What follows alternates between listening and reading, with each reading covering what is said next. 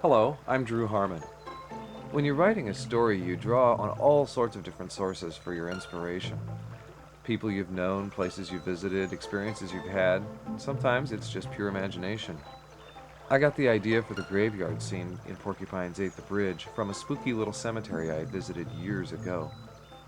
A friend had told me about the ruins of an old pioneer mill located in the town of Vernon, in the southern part of the state. Tunnel Mill is situated in a little woodland where the Muscatatuck River meanders in a huge loop. This place is simply a jewel of natural beauty, and with an interesting history, too. The first thing you'll encounter when you visit the area is the Baldwin Cemetery. Most of the cemetery is modern, but as you get up into the tall, shady pines, you begin to see the mossy gravestones that go all the way back to 1805. And yes, a large number of them belong to children.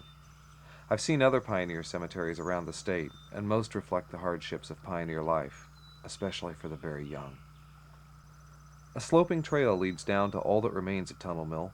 2 limestone walls and a 60-foot chimney stand silently over the mill pond.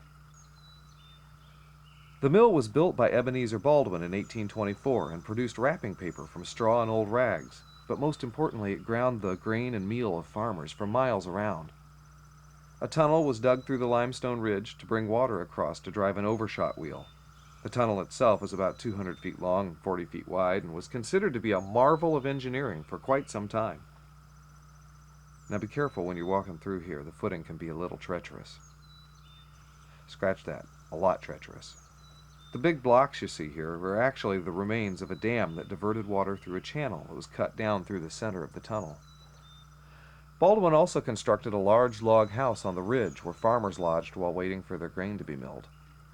The mill did well right from the beginning, and even more so when the railroad came to Vernon. Tunnel Mill was well known throughout southern Indiana.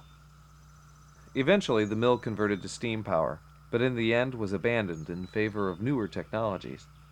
Tunnel Mill was destroyed by a huge flood in 1897.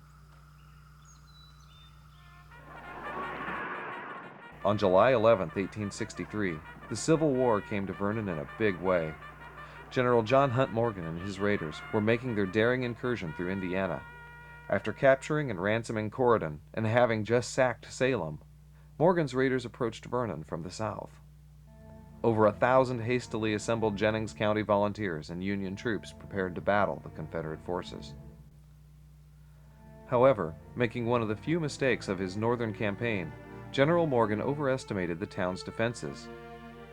After a delaying tactic, making several fruitless demands for Vernon's surrender, he withdrew his forces, hitting DuPont, Bryantsburg, Versailles, and Osgood before crossing into Ohio, where he was eventually captured. It was during this same era that the people of Vernon actively fought against the injustice of slavery. Vernon was an important stop along the Underground Railroad. Many citizens aided escaping slaves in their flight north to freedom. If you get a chance, stop by Vernon, see the courthouse, have lunch, and go down and visit Tunnel Mill. It's worth the trip. If you'd like to find out more about Indiana's hidden treasures, search online or visit your local library.